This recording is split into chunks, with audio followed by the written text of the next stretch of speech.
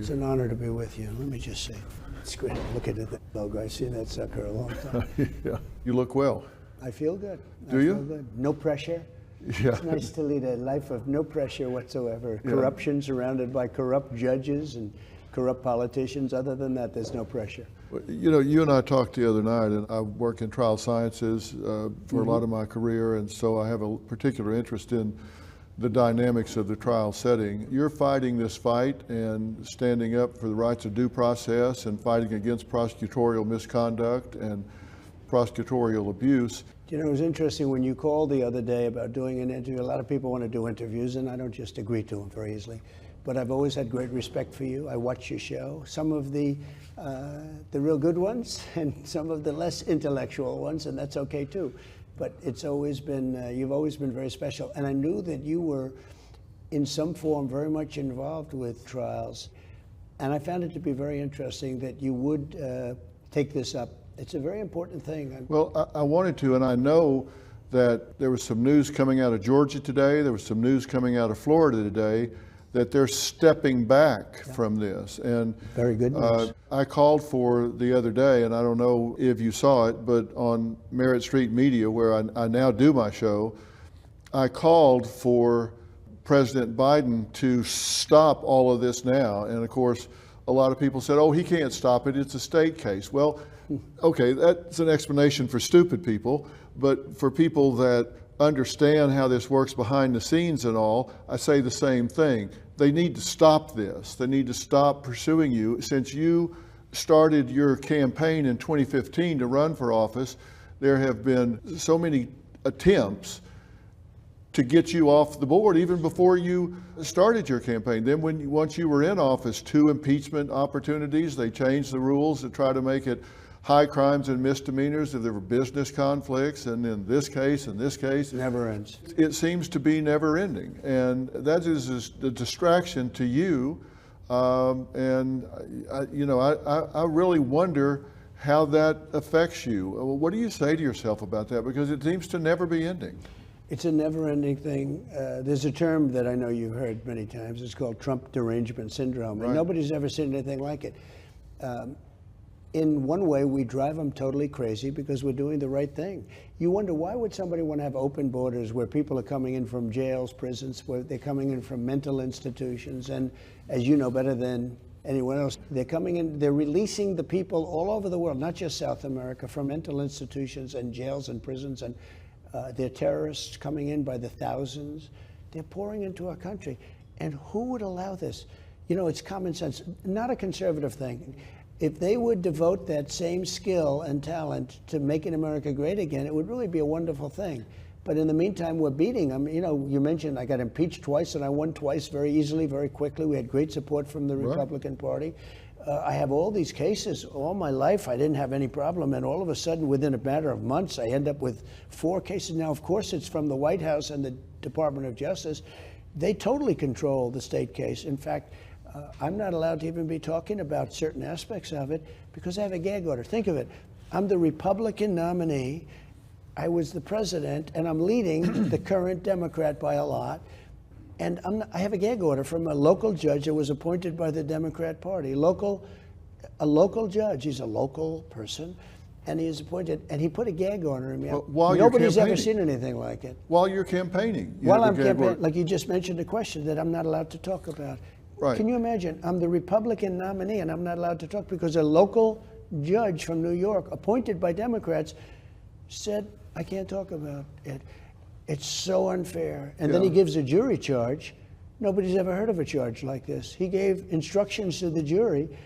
And by the way, the jury happened to be in a location that was almost no Republicans. You understand that? Yeah, it's 87-13 in the last 2 elections, Republican. And I know you can't talk about it. I'm not under a gag order. I do know that the number 3 person in the Department of Justice took a pay cut and went down in stature to go to a state job and become one of the lead prosecutors in this case. But yet they say, hey, Dr. Phil, why are you saying that President Biden needs to stop all of this? It's the state case. That's exactly why I'm saying it. Don't be naive, people. Understand that there's a power play going on It's here. controlled by the White House and the DOJ, 100%. You know, Gerard Baker wrote in Wall Street Journal today, and I'm paraphrasing, but he said, what do we say to those people that are rejoicing over reducing law to the status of a weapon in the hands of the dominant political power? Because that's what's happening right now. It's become a weapon. And that's not what it's intended for. That's not what we need to be doing. I mean, let's let the people decide these, right? That's right. That was a very good statement in the Wall Street Journal. I read that this morning. And it's so true. I mean, it's so accurate. They've weaponized to a level. They are trying to affect the election by demeaning, hurting in any form. And by the way, I think after the election, the hatred's great enough that they'll go, but with much less enthusiasm. This is about November 5th, which I think is going to be the most important day in the history of our country. If we don't turn this around, we're not going to have a country left anymore.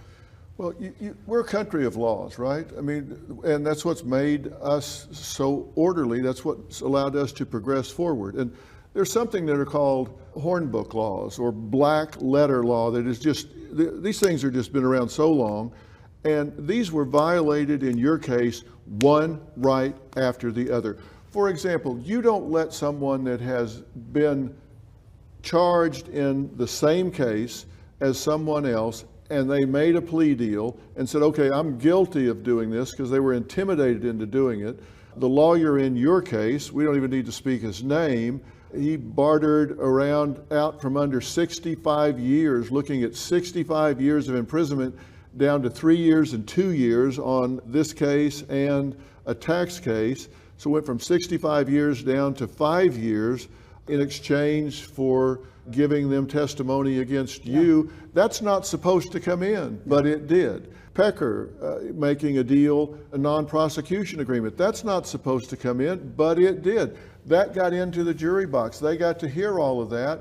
And so they say, well, you know, if we're not down here for the reasons they're saying, then we need an alternative explanation, which they're not allowed to get because your expert witness that was going to come in and say, as a former chairman of the Election Commission, was going to say this was looked at. There's no issues here. They didn't allow that person to talk, to testify. And I'm looking at this saying, how is the jury supposed to solve this problem if they don't have all the pieces to the puzzle? They wouldn't listen to him. They wouldn't talk to him. They didn't want to hear his testimony. They knew what he was going to say. He was going to say it was 100%. And very importantly, when they tell somebody, you're going to jail for 15 years, unless you say bad things about this guy named Trump, okay? Now, in all fairness, we know a lot of great people, but you don't know too many that would say, I'm not going to do what they want. Yeah. He goes up to somebody and they say, Dr. Phil, you're going to jail for 15 years unless you say bad things about Trump. And if you say the bad things, you're not going to jail at all. In fact, we're going to make you a hero. Or you're going to go for 3 months, or you're going to go for a short period of time. How many people are there that say, you know, I'm not going to do that? There have been people. Yeah, that's right. And those are, in my opinion, these are great people. What they've done to people that work for me is incredible. Yeah. Incredible. The threats, the taking of a gentleman who's been with me for years and telling me he's going to jail for 15 years unless they say, and he went back to jail a second time. I guess they didn't want him to testify. I don't know what happened exactly, but the threats that they made to this man, they've destroyed his life. These are fascists. You know, these are really bad people, Phil.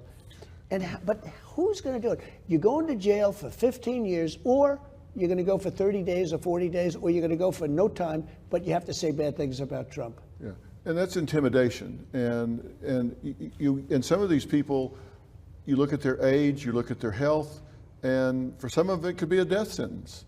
And so they make a deal, and that's what I talk about. That's what I mean when I say prosecutorial abuse.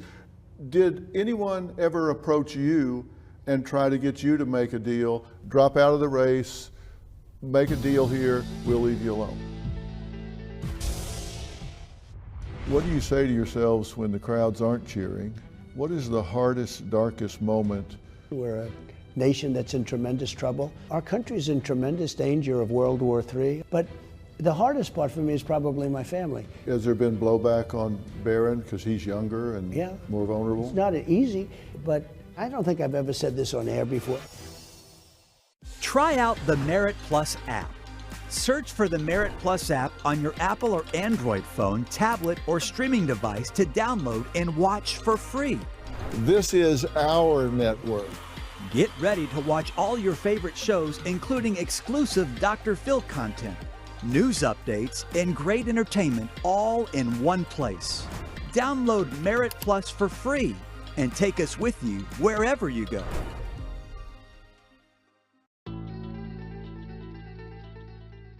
Did anyone ever approach you and try to get you to make a deal, drop out of the race, make a deal here, we'll leave you alone? No, they didn't, but I believe they would. If I would have offered that up, I think they know me well enough. I really do. But, if I didn't run, as an example, I would have never had any of these lawsuits. How about I get prosecuted on a person that I have no idea who she is? I have no idea who she is. I have to pay $91 million. And that judge was just as bad, just as corrupt, a corrupt judge. I have to pay $91 million to a woman. I have no idea who she is. She wrote a book and she made a statement in the book. And you know that case. That case is a disaster. And then but I have no idea who she is. And they said I did things. These people are corrupt and in some cases incompetent, but it's such an honor to have somebody like you see it and see it so clearly. And I knew that, I remember that years ago you were helping Oprah out, that she was sued and it was having a big impact on her. Mad cow. And I thought it was great. And Oprah used to really like me. She was here many times. Yeah. She loved my key lime pie. We have key lime pie, and she loved a lot of things about Mar-a-Lago. Yeah. And Roger King, as you know. Yeah, we were here for the funeral for Roger Correct, King. long time ago. It's the only funeral we've ever had at Mar-a-Lago. I said, maybe we can do a new business here. We'll operate as a funeral parlor. But it was one of the most beautiful funerals in the ballroom behind us. And he was a great guy. And Oprah's terrific. But once I announced I was running and I said, we have to have strong borders, we have to have this, we have to have that, we've sort of lost contact, as the expression goes. But I remember when you were very much involved in helping Oprah. Well, that's what I'm saying. It's been time and time again. And that was another black letter law that you just don't do. The judge tells you, okay, you can testify, but I'm going to allow them to ask you about this person that you now owe $91 million. I'm going to allow them to ask you about this other case. I'm going to allow them to ask you about 10 contempt citations that I've given you. I'm going to allow them to ask about all that stuff. What does any of that have to do with the matters at hand? And the answer is zero. That gets into the jury box if you take the witness stand.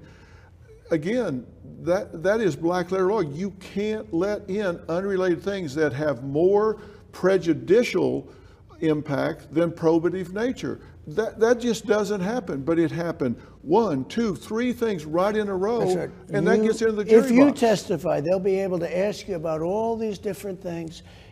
And by the way, if you say one thing if you say it was a beautiful day, as I remember it, and it was raining out, we're going to indict you for perjury.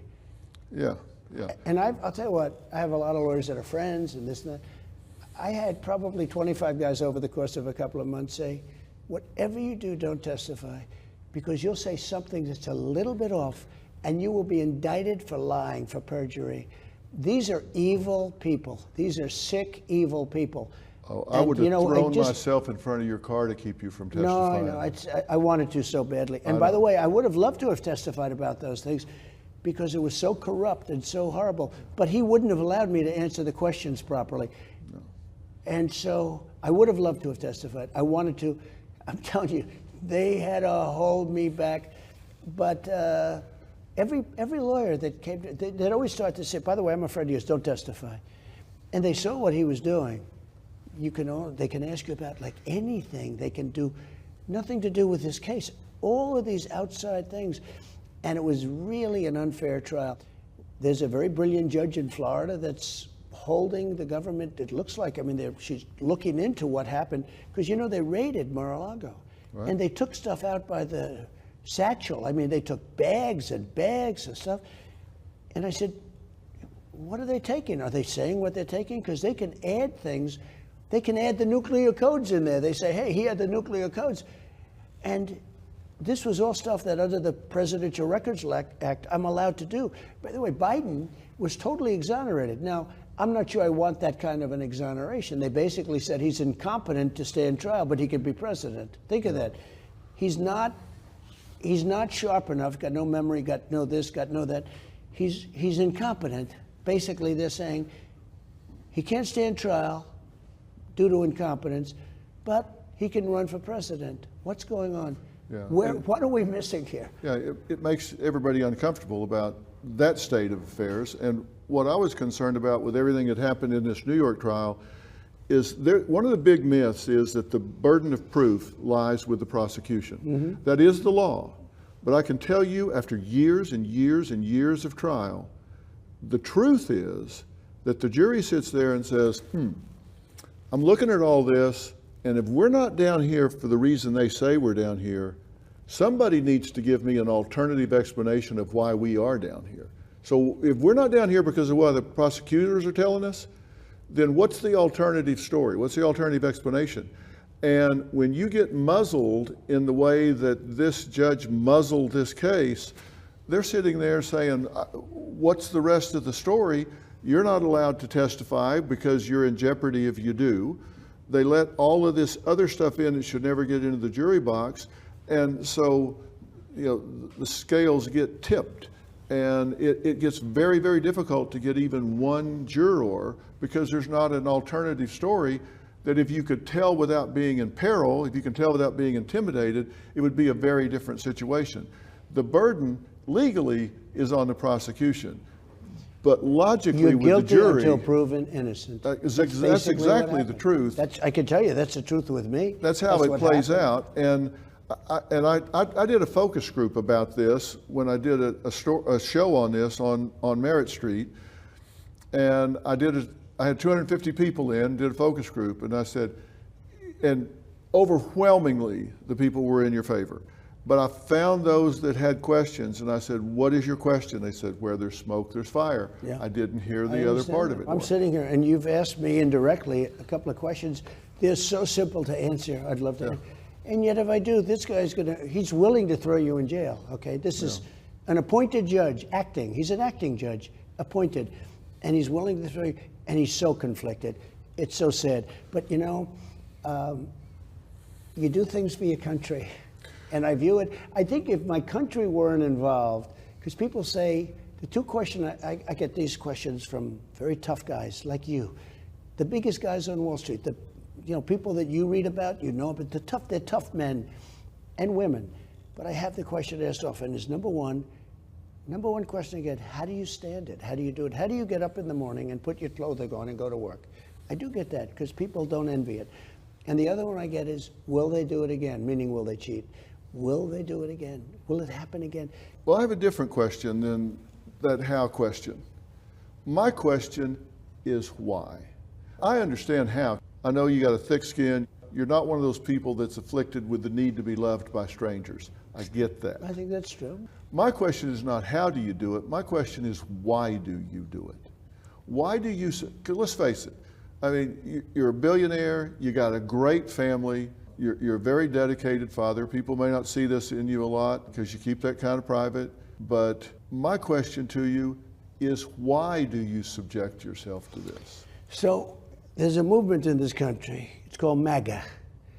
And Biden's always fighting it. We will stop MAGA. MAGA is Make America Great Again. And we were doing, I had an administration that was a tremendous success. Even enemies, we had the greatest economy in history. We had the best job numbers in history. That's why I'm doing so well with the black and Hispanic vote. They had the best job numbers they've ever had. We were doing things that were incredible. And I was going through Russia hoax. I was going through the impeachment stuff, all of that. And, in one way, I jokingly said, somebody said, can you imagine what he could have done? Because I had one of the most successful presidencies. And yet I was constantly fighting off the radical left lunatics. They are deranged. They are. It's like a derangement syndrome. But I actually said, maybe in some ways I did better because I showed something.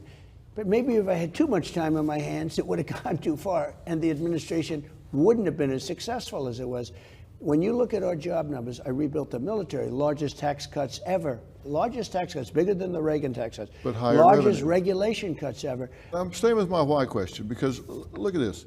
Everybody calls it inflation, but affordability. When we talk about gasoline under your administration, average $2.57 a gallon. Under Biden, $3.61, 40% more. Under your administration, homes average $320,000. Under the Biden administration, 31% more, $420,000. Under your administration, interest rates 3.8 average. Under the Biden administration, 39% more at 5.3%. Okay, now let's look at the border. Under you, average 1.7 million border crossings. Their official number is 6.4. That's from Homeland Security. It's actually about 13 million because I know I've been to the border. I've talked to the border guards down there, Brandon Judd. I've talked to Jason Jones. I've talked to the people that actually know the numbers. They say it's between 10 and 13 million. So my point is when you look at the actual numbers, plus the things you just talked about, lower taxes, higher tax revenue, you look at that and you would say, my God, he should be running unopposed. I mean, why? And these numbers, I appreciate it, and these numbers are really, I don't know how many. Very conservative. As an example, I had gasoline down to $1.87, not $2.57. Right.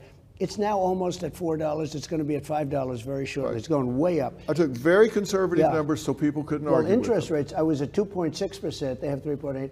And now they're at 9%, 10%, you can't get money. So, you know, we did a great job. We did a great job. Okay, so here's the question. Most people look at this from the standpoint of, they ask themselves the question, is my life better under this administration or is it better under this administration? My quality of life, my ability to pay for my children's lunches, tennis shoes, getting them to the dentist, getting all of the different things that go to quality of life. And when we look at that, it's not even a close call. That's right. So why are people so energized against President Donald J. Trump? Well, I think it's, to a certain extent, it's habit, not necessarily against me. I think Democrats vote out of habit. I'll give you an example. I was the best president for Israel ever. Golan Heights, all of the things I did for Israel, and yet I get less than 50% of the votes. It's shocking to me. And Biden's a disaster, and Obama was a disaster for Israel with the Iran nuclear deal that he approved, all the, you know, which was basically a path toward nuclear weapons. And I say, why? And I say, it's habit. They're used to voting for Democrats. Black people are used to voting for Democrats, but they're coming off it. They're smart. They're seeing what's happened. They're seeing criminal justice reform. They're seeing the black colleges and universities. I got it funded. They're seeing all of the things that I've done. Nobody could do what I did. I say that, and people sometimes smile, but it's actually true. I'm the best president for black people since Abraham Lincoln. And people, black people are seeing that, and we have numbers now that as a Republican, I don't think anybody's ever had.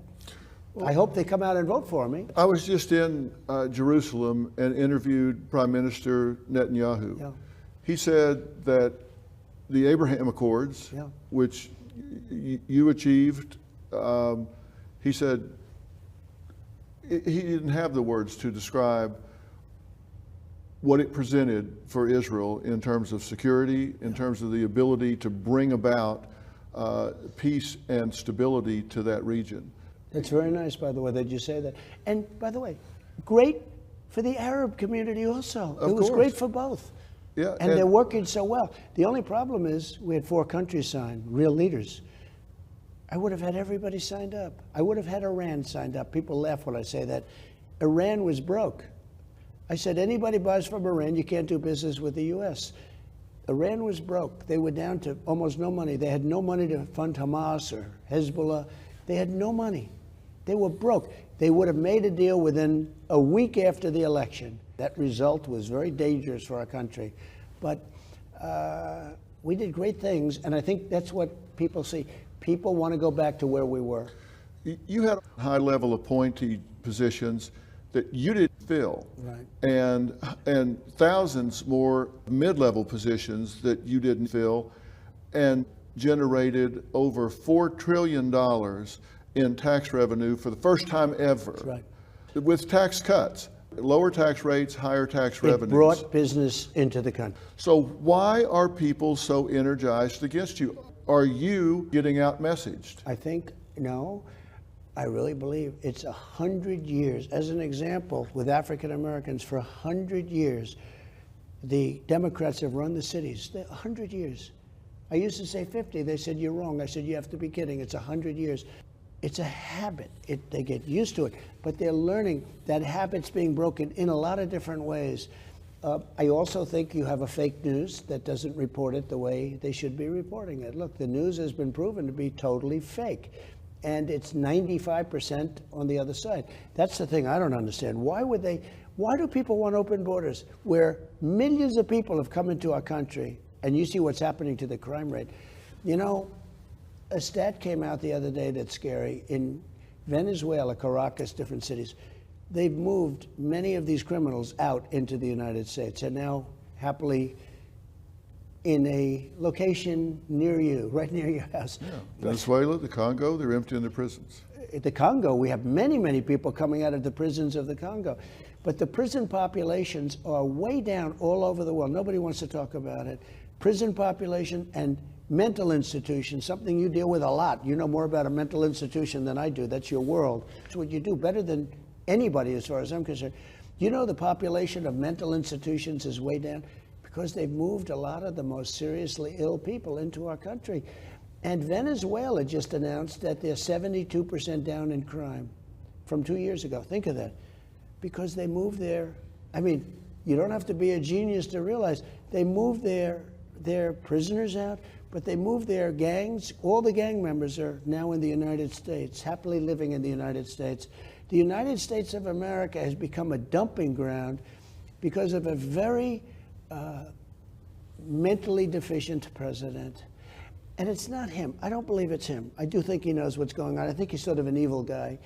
But he's not at the top of his game, and he never was very good at it. If you look at his foreign policy for years and years and years, you look at how bad he was on the crime bill in the 1990s, how he's been bad at everything, and he got lucky. Look, he ran 3 or 4 times when he would be, let's say, in normal shape, in good shape.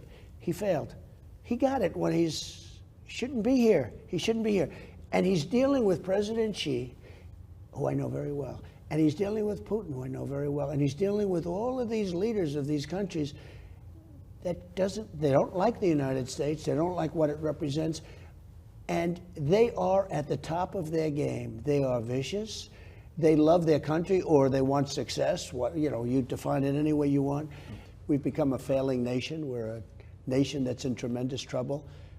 We have months to go, we have somebody negotiating for us and dealing for us who is not up to par. He's not, and I'm not even saying now, I think 25 years ago he wasn't up to par, but he's dealing with President Xi of China. He's dealing with President Putin of Russia. He's dealing with Kim Jong-un of North Korea. He's dealing with very tough people that really are at the top of their game. I know them all. I know many more than that. And our country's in tremendous danger of World War III. Our country's, you look at what's going on with Ukraine now, you see what's happening, where they're talking about nuclear. They're bringing out the N-word, as I say, and they're talking about nuclear weapons, and they're talking about things that were never, in my White House, nobody ever uttered the word nuclear. Nuclear is a very bad word because of the power of weaponry. And we have a man that should not be dealing, and we're going to end up in a nuclear war. We're going to end up in World War III with this guy. And if the 5 months is a long time. We have 5 months to go before the election. Now it's even a little bit less. It's getting to be very close. Remember, you have early voting in September 22nd. You know, Pennsylvania goes September 22nd. Yeah. So it's really less, quite a bit less. But I really believe it's a very dangerous time because I think they're making moves. They love him as our president. They don't respect him. They think he's weak and incompetent.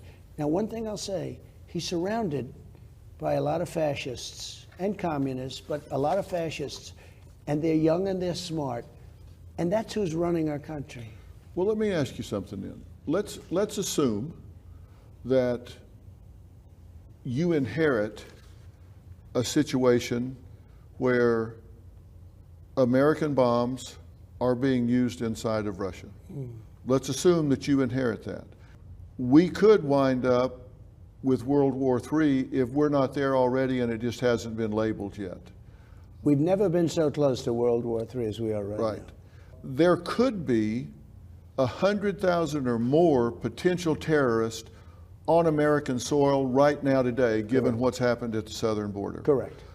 And we do have Venezuela, Congo, others that are emptying their prisons of their most dangerous criminals with one caveat: we'll let you out, but you go to the United States. I believe every country is doing it. Yeah. And it's, By the way, if you were the head of a country, Well- you'd be the first one to do it. I know you. You'd say, "What? Let's get rid of these." You know the money they save and the danger they save? And look at this map that I did a show about this. The red is where Chinese government has funded buying major farmland. Yeah.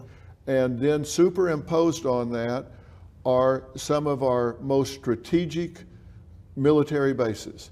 And you can see there's Surrounding. there's Dugway Proving Ground. That's military equipment, biological, chemical weapons. They're surrounding it. Utah Test Training Range, the largest supersonic authorized restricted airspace in the United States. Whiteman Air Force Base, B-2 Spirit Stealth Bomber Base, missile drone operations, MQ-9 Reaper, Global Strike Command 3, Air Force entire Bomber Force Nuclear Command Control and Communications. Fort Liberty, Airborne Special Operations Forces, Rapid Deployment. We've allowed them to come in and buy up agricultural land, wind farms, no wind, no blades on some of the towers, but they're surrounding our military bases. Right. We've allowed that to take place. You may come in and inherit all of this, and it may get worse over the next 5 months. It will. What are you going to do about that? Well, first of all, you mentioned a thing, Fort Liberty. Used to be Fort Bragg. We won world wars from Fort Bragg. Yes. And they changed the name. And I don't even want to say that they spent $37 million in doing it, because that's not the most important thing, but that's a lot of money. You know, pretty that's- disgusting. That's now, I will say this. We want to let people come in and invest in our country at the same time. Of course. We want them to come and invest. We don't want to make it so impossible. We have to be careful. And this is a lot of land. What disturbs me as much, because we don't want to, say we're not going to let anyone come in and invest. That would be a bad thing. When I But was they don't young, need to buy around our. no, there seems to be a lot of activity around those nuclear sites, to put it mildly. But the thing, when you mentioned Fort Liberty, I remember that battle. As soon as I got out, they changed it. But they changed many names, almost all of them. They changed the names of these forts, where we won 2 world wars and plenty of other things. And there's a great anger about that. Well, as you know, they call it presentism. What they do is they take today's cultural standards and apply it to people's conduct 100 years ago, as though 100 years ago they were supposed to predict what the standards were going to be 100 years in the future and behave the way things were going to be 100 years in the future. You can't do that. It's like you drive through a neighborhood when the speed limit is 20, then they come and change it to 10 and say, I'm going to give you a retroactive ticket. And that's what they're doing. They're holding these people to the standards of today's mores and folkways based on how they behaved back and in That's that right. time. It's called presentism. And so they say, oh no, we've got to take these statues down. We've got to change these names because they were behaving in ways that we wouldn't accept today. Well, but it was accepted back then. I'm not saying it's our brightest hour. I'm not saying it's our most shining time. But these people also did great things along with things that we may not be proud of today, but that's who they were at the time. And it's never, if you know these people, because it's a group of people and they don't represent the big majority, okay? They don't represent, No. but it's never good enough. No I matter call what it- you do. No, I Phil, call it it's tyranny never- of the fringe. Yeah, it's never good enough. You could do all the name changes, all of a sudden they'll find that's a problem. So, in If different you parts of the inherit country, this, if you inherit bombs in Russia and you have to deal with Putin, if you inherit terrorists on our soil that could attack our energy grid, how do you deal with that? I will deal with it, and I'll get the war in Ukraine settled and done. by the time I get to office, as president-elect, I will get it done. As president-elect, you have great power. I was able to do great deals from the time I got elected in 2016. I was able to do great deals from the time I got elected to the time I got to office in that little, because you have great power there. You need the power of the presidency to do it. I'm going to get the war in Ukraine, if it's not done by that time. Now, it looks like it's getting worse. They're taking weapons now where they can shoot deep into Russia. Where is this going? Here's the problem. With Ukraine, which is right next to, we have an ocean in between. They're in for a tiny fraction of what we're in for. And I know them very well because I did it with NATO. I said, you people are delinquent. We're paying almost the entire cost of NATO. So they, excuse the word, they screw us on trade. And then on top of that, we're supposed to defend them. And I said, it doesn't work that way. But I didn't want to do that on my first. I let them know my first. When I came back, I didn't want to do it. I was in office for like 2 weeks. Then I'm saying, but I said, you're not paying your way. And I went back the second time and I said, you have to pay. Hundreds of billions of dollars was paid. They asked me one question, will you defend us against Russia if we haven't paid? I said, absolutely not. As soon as I said that, and I took a lot of heat from the fake news. The fake news went crazy when I said that because I said I won't defend them. Now you have the same thing. They paid hundreds of billions of dollars quickly. And that's where it got all the money to do what they're doing now. But remember this. So we're probably in for $250 billion. They just got $62 billion. And now I heard today that they need more money. It's going to never end. Now, you have some people that say it's not a war that should have ever been started. It would have never started if I was president. Putin would have never done it. First of all, energy went up so much that he makes money on it. When you get up to $100 a barrel, I had it at $40 a barrel, Phil. It's so different. Yeah. But it would have never happened. But now it has happened. Sometimes I hate to say almost that it would never have happened. And Israel would have never happened. The attack on October 7th would have never happened because Iran was broke.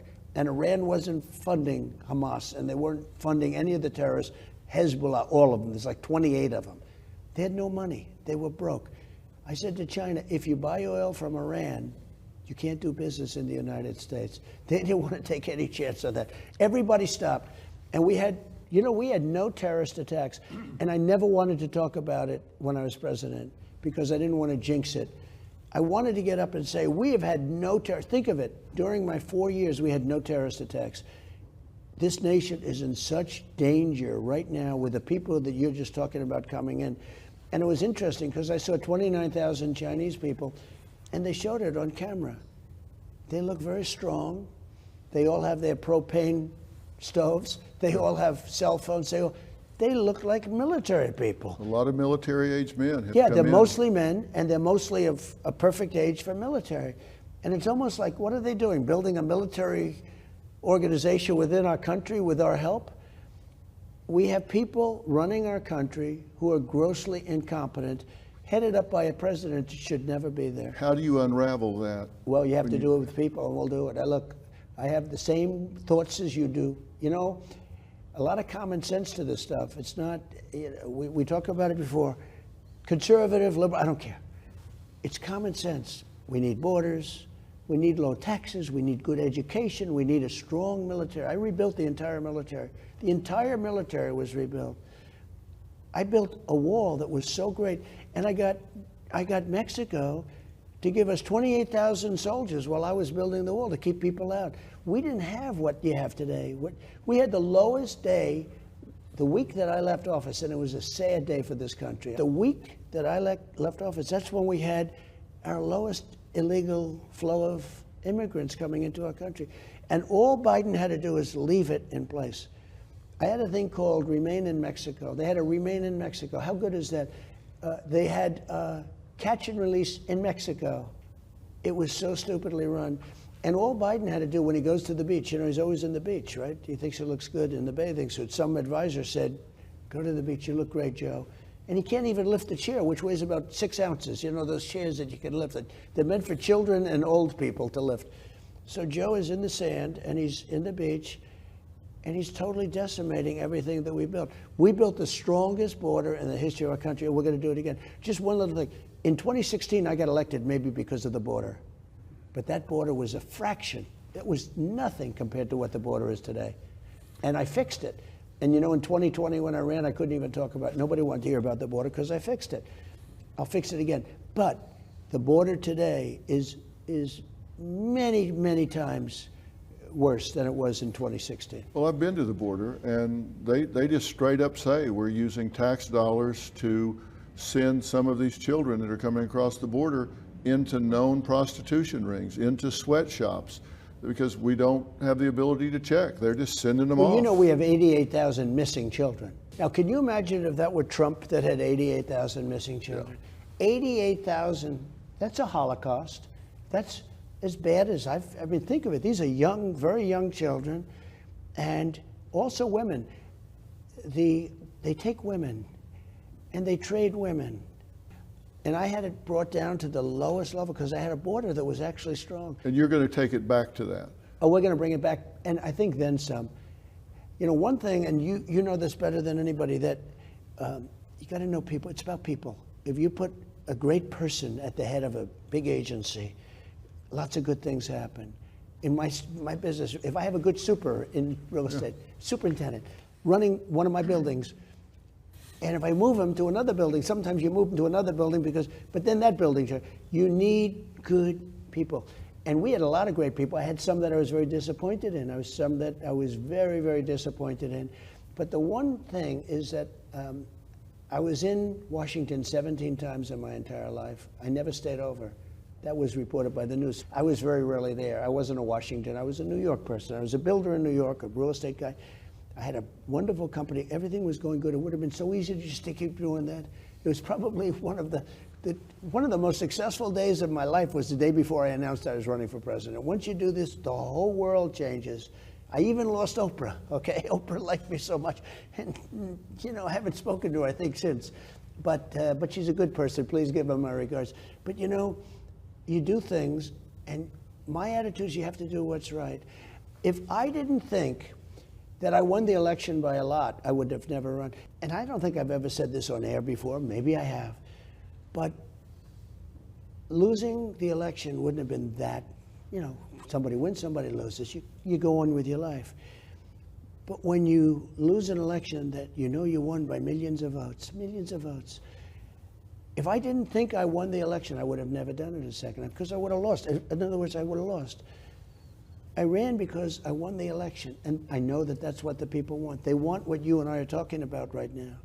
They want strong borders, and they want good education. They want all these things that we talked about, and we're going to get it to them, and we're going to get it fast. Probably the hardest problem, the biggest problem is nuclear and the weaponry, and we have to keep out of wars and all that. But the hardest problem for our country is the millions and millions of people that have been brought into this country, that have been dropped here. Many of them should not be here. They're really, really bad people from the jails, from the places. And you know what's going to happen? You'll take 10 out, and you'll have one where it's a woman with a couple of kids, and you're going to have the news say, oh, look at this, how horrible, how hard. It's a very hard thing to do, but we have to have the largest deportation effort in the history of our country. Dwight Eisenhower had it very early on, because he was one that wanted strong borders. But you're not against immigration. No, I'm totally for it. But we need it. I think we need it desperately. But I don't want their prisoners, and I don't want their people from mental institutions, and I want people to come in legally. I want to let people come in. We need it. We do need it. We need people. But we need good people. We need people that aren't going to blow up our shopping centers and kill people. Let me ask you two areas I want to talk to you about that's going to be different, because I'm different, so let me be different. You have a personality-driven platform, just like I do. Mine's a fraction of yours. You've taken every shot you can imagine. You've been criticized, attacked, called every name in the book. They've turned the judicial system against you, the intelligence community. 51 intelligence officers swear that this is a Russian plant, this laptop over here, right before the election. The media has turned against you, print, TV, radio, internet, in the streets. Not campaigning Donald Trump, just real Donald Trump. How do you deal with that stress in your most private moments? So Two things. Number one, I don't like thinking about it. Out of sight, out of mind. I don't know if that makes sense to you. I don't want to think about it. Number two, I have tremendous support. I have the people's support. I think if I didn't, I wouldn't be able to handle it so easily. When a judge who has conflicts like nobody's ever had wants to put me in jail, when he puts a gag order and says, if you talk about these things, we're going to put you in jail. And I'm the Republican candidate. I was president. I'm leading the Democrat by a lot. He wants to put me in jail. I like not to think about it. It's like they say, oh, don't eat that food, don't eat this food, don't do this, don't do that. They don't really know. It might be good for you. It might not be bad. It might be good. They say it causes cancer. I say, don't talk to me about it. I don't want to hear the word. I don't want to. It's out of sight, out of mind. I think I have a very good disposition for trauma. But I have great support, Phil. The one thing is, because you mentioned lots of groups, and you're right about that, but I also have great support within the media. You know, there's a group of people in the media. You might be one of them. You're a very important force. The fact is, I've watched you so long. I just felt so confident when you called. I said, you know, otherwise, what do I have to subject myself to it for? It doesn't make sense. But I find it to be a very different and very interesting it's a psychological interview that you're doing. You're sort of being my psychiatrist, and maybe I could use a psychiatrist every once in a while. No, it's pretty cool. But I try not to think about. I try not to go into that. And very importantly, I have tremendous support. I have support from the people. You look at the polls, and they agree with me. There's sort of a silent majority. You know, it's a term that's been used over the years, but it's a true term. I have the support of many more people than they have, if we call they the bad guys. And I think if I didn't, or if I felt I didn't, I would not be quite the same person. You know, we all have a personal truth. You know, it's that what we believe about ourselves when we don't have our mask on, when we don't, you know, I put on a nice suit. You know, I'm going to see the president here. Nice suit. I want to be credible. Looks good. And we, you know, we put our best foot forward when we step out into the world. But we do have a personal truth that what we believe about ourselves at our most vulnerable, when nobody's looking, nobody's listening. Maybe it's 3 o'clock in the morning, we wake up looking at the ceiling, thinking, what the hell am I doing? What do you say to yourselves when the crowds aren't cheering? When you're home alone, you're riding in the car, you're by yourself. What is the hardest, darkest moment that you can think of in this journey you've been on the last several years? You have to be very strong. You're fighting off very evil forces, and they're very smart forces. There are people that control Biden, totally true. I think I know who they are largely. But there are people that control him. They're very smart, very energetic. Possibly they're real believers, you know, what their sick ideology is. But you have to be smart, and you have to have confidence. I mean, you have to have a certain confidence. The other thing is, I realize over the years, you know, I've been through a lot, great and bad. You know, I won the presidency. Everybody said, how are you going to do? How good is that? It was the most incredible evening, one of the most incredible evenings in the history of the country. Look at the celebration. I mean, it was incredible. But you also go through bad. I also I understand fully that the bad also disappears. In other words, you'll go through bad moments, and it disappears. It's sort of funny, because I've watched your show a lot over the years. See, I'm not ashamed to say it, because some people say, oh, you watch Dr. Phil. Well, you know, your show is a very smart show.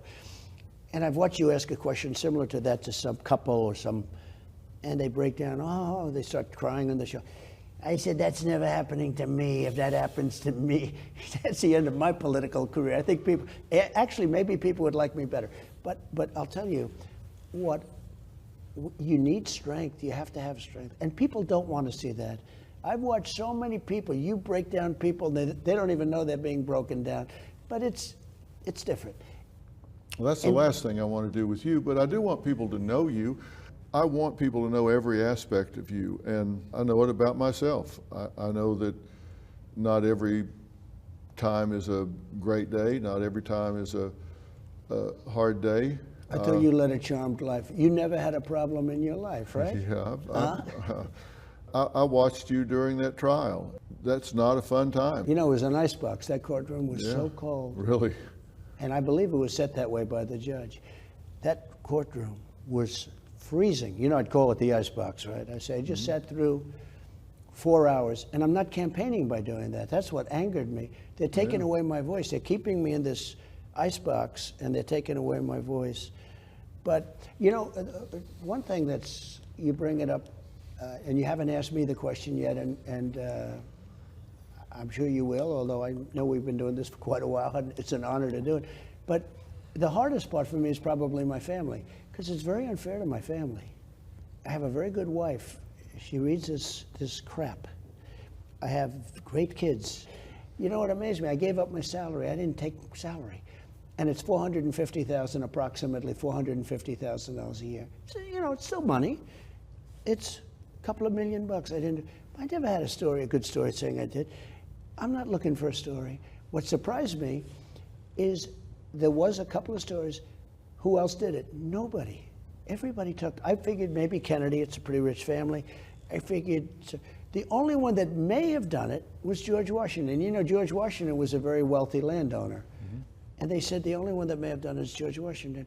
I figured Roosevelt, maybe FDR. You know, there were some pretty rich presidents. Every president took their salary. Bush's took their salary. I didn't take my salary. I gave it up. And every month, I'd get a call from the fake news. Because, you know, you can't really give it up. You have to give it to an organization within government.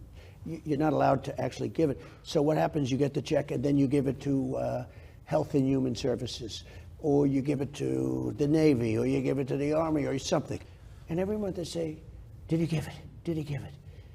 And when you show them that you gave it, there was no story. And it was just interesting to see. The whole system is rigged. I mean, it's just a nasty system. But the saddest is, I'll give you one quick example. I have a son, Don. He's a good kid. And he wants to help people. And they said he was involved with Russia. He knows less about Russia than that young person sitting right over there, who I'm sure knows nothing about Russia. And it was Adam Schiff, a bad guy. And he comes out of a so-called intelligence meeting, and he goes to a microphone, and there was a lot of press gathered, because this was during the Russia hoax, total hoax. It had nothing to do. 5 million phone calls, I had not one phone call to Russia. It was a hoax, and it came out that way, and it's nice, but it took 2.5 years. And by the way, it was very dangerous, because at least Putin understood it was a hoax. You know, he used to say, he thought we were crazy, to be honest with you. He thought we were crazy. But Don, so they'd say, Adam Schiff comes out and says, Donald Trump Jr. will go to jail because of what he's done with Russia. And it was Adam Schiff and Hillary Clinton and some others in the DNC that they made up a story. Think of how bad you have to be. You make up a phony story about Russia, the Russia hoax. You have the dossier, you have the whole thing, it's all fake. They paid $12 million or something for the dossier, $12 million. They gave this guy Steele a fortune to do a fake story. It's called the fake dossier, right? Mm-hmm. They go to my son. They know it's fake. It's not like they think it's real. They know it's a fake because they made it up. And they say, Donald Trump Jr. will go to jail. So I call up my son. I said, are you okay? Is there something I don't know? How bad do you have to be when you can say about a story that you made up that you know is fake, that my son is going to go to jail because of the story? How do you deal with that as a father? Because I've had it happen to me. You've met Jordan. Yes. And my other son, Jay. I've had stories about them. And it infuriates me. I called him up. I knew it wasn't true, but I said, hey, this guy, these are not stupid people. I call him Watermelon Head. He's got the thinnest neck I've ever seen, how it holds up that head. He's got a neck that's about a size 6. Very unattractive guy, both inside and outside. And people say, oh, that's such a terrible thing to say. That's okay. Very unattractive guy. Here's the thing. These are bad people. And it's not easy to deal with. You know, when you have your kids involved or your family, your wife, and you read stuff, most of it is untrue. It's just totally untrue. But think of that. They make up a story, and then they say your son's going to jail for something that they know is false. These are bad people. Is that harder to take than when they're talking about you? Yeah, for me it is. For me, I've become, I don't know, I've become different. Maybe it would have been tougher. I think the fact that I have such unbelievable support helps me a lot. It doesn't bother me. Has it bothered you? Has there been blowback on Barron because he's younger and more vulnerable? It's not easy. And he's a great kid. He's a good student. He's got accepted to different colleges. He's got some of those colleges, all of a sudden they're rioting all over the place. You're saying, but he's a good boy. He's a tall boy. He's very Yes. tall. He's very tall. And he's a great kid. He's a good-looking kid. And, he's going to be going to college. But he doesn't say it. And I think he doesn't say it because he doesn't want to hurt me, and he thinks it's possibly a hurtful conversation. But it has to affect my family. And I think that's really unfair because I have a very good family. I have good kids. I have a wonderful wife. I mean, it's not easy for her to read this kind of stuff. That's fake. That's fake stuff. But that's the way it is. It certainly is not a good thing. And it affects me more than it would if it were just about me. I wish it could be just about me. How's she holding up through all of this? I think good, but I don't think it's an easy thing for her. And I think if it wasn't good, she wouldn't want to tell me about it, to be honest with you, because, she sees that I'm fighting like hell. I'm trying to become president and make America great again. That's what we're going to do. We're going to make America great again. They put tremendous obstacles in our way, including the 20 million people that are going to be in here by the time this guy gets out. It's an election we have to win. We're not going to have a country left if we don't win this election. Have you ever thought that the toll that it takes on your family is too much? There are headlines out there that say, when you win your second term, you are going to make the people that have come after you pay. Every situation needs a hero. What a great opportunity to step up and say, you know what, it stops here, it stops with me. I think you'll be impressed. We have to unite the country. We have to save the country. You're watching Merit Street. Stay tuned for a live town hall discussion immediately following Dr. Phil's interview with President Trump.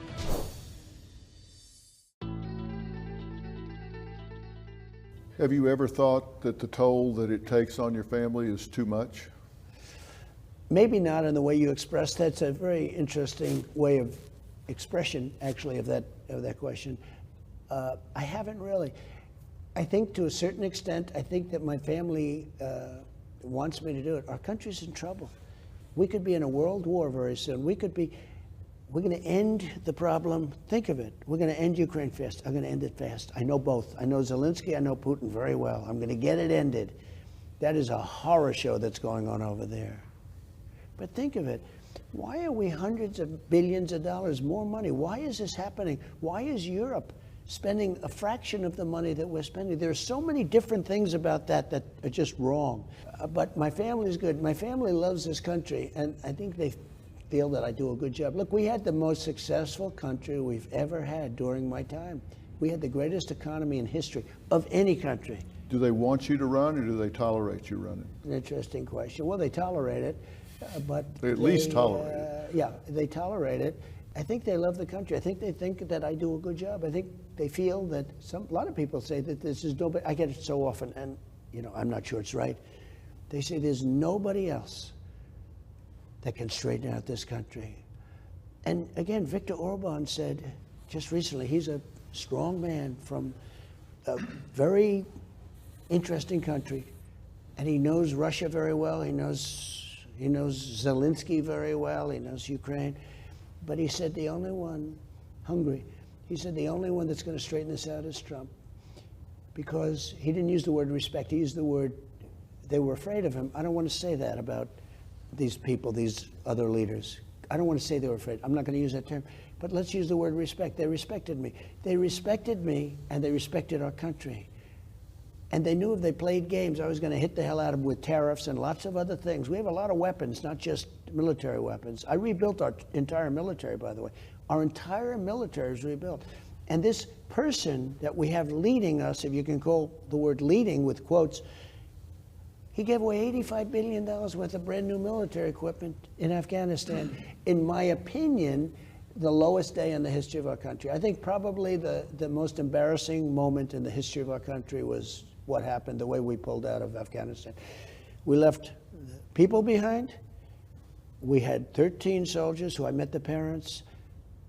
They're devastated, killed. Nobody ever talks about, you would talk about them. I put them right at the top. 38 soldiers who are no arms, no legs, faces just wiped out. They're trying to live, trying to live. Nobody ever talks about them. They talk about 13 dead, absolutely. But they don't talk about 38 soldiers that have been wiped out. And then hundreds of people were also killed. You know, hundreds of people where this madman set off a bomb. Should have never left them. They should have been in Bagram. We should have kept Bagram. Bagram is 1 hour away from where China makes its nuclear weapons. We gave it up. You know who's occupying Bagram right now? China. Yeah. China. We gave the biggest Air Force base, one of the biggest runways, one of the most powerful runways, 8 foot thick of concrete, built when the dollar was very big, okay? Years ago. We gave it to the Chinese. It should have never happened. What we've done, I think that was the most embarrassing day. And I have to tell you, if that didn't happen, I don't know that Putin would have gone in. I think Putin watched that catastrophe and he said, hey, this is a great time to attack Ukraine. You think it emboldened him? I think so, yeah, I think so. Let me ask you this. Right now, headlines everywhere, of course, you don't respect, but there are headlines out there that say, when you win your second term, that you are going to make the people that have come after you pay. Retribution and revenge. Yeah. And let me ask you this before you even respond to that. I want to play what if with you for a minute. What if when you win this election, you said, enough is enough. Too much is too much. This is a race to the bottom, and it stops here. It stops now. They've made a half a dozen or more major attempts to take you off the playing board, and you just said, it stops now. I am going to rise above this cycle of ugly. I'm not going to play this gotcha retribution game. It stops now. I'll forgive. I'll not ever forget, but I am not going to play this retribution game. I am going to put the American people first, not getting my pound of flesh first. You got to do what you got to do, but I'm going to put this country as the shining city on the hill. I am moving forward. I'm not playing the retribution game. It stops with me. It stops here. What if you took that approach? I'm okay with that. I am. I'm okay with that. Sometimes, I'm sure in certain moments, I wouldn't be. You know, when you go through what I've been through, they spied on my campaign. You know, they spied on my campaign. Remember I announced it? They did things that people don't even talk about. And I got rid of Comey, and I got rid of a lot of people. I got rid of a lot of people. Thousands of people. At the VA, I cleaned it, 9,000 people. They were sadists. I got rid of them. But what they've done is bad. With all of that being said, we have to unite the country, Phil. The country has to be united. This country is a mess. Every situation needs a hero. What a great opportunity for you to stop this cycle, this vicious cycle of gotcha, gotcha back, gotcha, gotcha back. Every situation needs a hero. What a great opportunity to step up and say, you know what, it stops here, it stops with me. I think you'll be impressed. We have to unite the country. We have to save the country. That's not really saving the country. There are people that did some bad things. I know who they are and all of that. But as an example, with Hillary Clinton, I'd mention her name. Everyone's screaming, thousands and thousands. Yeah, we just had 107,000 people show up in New Jersey. You saw that. 25,000 people showed up in the South Bronx. In the South Bronx. But we had Wildwood, New Jersey. 107,000 people. It was a record. They've never had that. When I mention the name Hillary previous to the last election, they said, lock her up, lock her up, lock her up. But I would be there, and I'm trying to almost quiet them down. They were going crazy. How would it be I win, and I lock Hillary Clinton up? The president's wife, the former president's wife, I locked her up. And how would it be if I took the Secretary of State, she was Secretary of State, and we threw her into a prison someplace? I think it was terrible. And yet now they're trying to do that with me. Think of it. I didn't want to do that. I could have done that pretty easily. She busted up her phones and she busted up her laptops, and what they did, and they put bleach bit. You know what bleach bit is? It's so expensive nobody uses it because it's an acid and it wipes everything out. Could have done it real easy. Don't forget, she disobeyed a subpoena from the United States Congress, and she broke up all this machinery, all this technology after she got the subpoena. Think of it. How would it look if I took a president of the United States wife and threw her into a prison? I hated it because I wanted to bring the country together, and I largely did. And I brought it together through success because it was the most successful economy in the history of our country. Okay.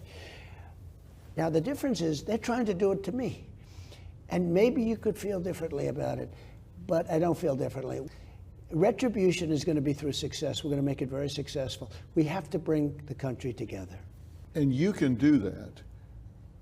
Because let me tell you, this revenge thing there's a lot of research, and Dr. James Kimmel at Yale has done this research and seen neurologically in the brain that there's an addiction to revenge, just like to opioid or whatever. And that even if people commit a crime and they get arrested for it, they see themselves as the victim and they want revenge against the person that arrested them. And then the person that arrested them gets hammered. So now that person says, okay, well, I'm not going to put up with that. So they go back after the criminal. Now the criminal has been victimized again. And so we get into this loop where we're addicted to it back and forth. It's got to stop. And we're better than this. We must be better than this. And you're big enough to do it. Every situation needs a hero. You can stop this. You can say, well, no, I think it ends here. It ends with me. I think you'll be proud of the job we do. And, the word revenge is a very strong word, but maybe we have revenge through success. But that's what I'd like to see. I want to see the country survive, because this country is not going to survive like this. And really, the expression, I think it's the greatest theme ever in politics, maybe, because it's the biggest movement. We want to make America great again, and that's what we have to do. And I think you'll be very proud of the job we do. The Pope has a book out that he's written, and he says, we are all brothers and sisters, and there must be no resentment among us. For any war to truly end, forgiveness is necessary. Otherwise, what will follow is not justice, but revenge. And that's true even in the cultural wars that we're fighting here. I think you have so much to do, you don't have time to get even. You only have time to get right. Well, revenge does take time, I will say that. It does. And sometimes revenge can be justified, Phil. I have to be honest. No, sometimes it can. But is the country better or worse for them going after you? I think the country is really worse for what they've done. And I think you see that when you look at the poll numbers, when you see that almost $400 million has poured in since this horrible decision was made. That was a few days ago. Numbers that nobody's ever heard of in politics before. It's a great honor. The people of our country get it. They're very smart. Taken as a whole, I have to say, they're very smart. But it's been an honor being with you. It really has. And I think you'll be very proud of the job we do. You have rallied people. I had people in my focus group the other night that said, I have not voted for Trump before. I have not been a Trump fan before. But I have donated to Trump because he has inspired me. I have donated to him, and I am voting for him now, and I have not before, but he has inspired me. Actually, it's been a beautiful thing to watch. Thank you. Mr. President, it's been an honor speaking with you. Thank you so much. Thank you. That may have been the longest interview I've ever done. And you think Biden could do that interview? I don't think so. After about 2 questions, I think that would be the end of it. Anyway, this was, it's crazy. It's crazy. He wouldn't do it. We covered a lot of territory, right? Do you think he's going to run? I have said no for a year. He said something yesterday that's very interesting. He should not be president, and it doesn't matter who runs against him. When he said that, I said, ooh. You know that, right? Did you hear that statement? I did. He said it doesn't matter who runs against him. With all that being said, people say yes, he's going to just run. I guess so. Are you going to tell me who your vice presidential choice is? I can't yet, but we have some very good people. I'm going to do it in the convention. Come up during the convention, we'll do an interview. I will. Okay? This was an honor to be. Thank you, man. All right.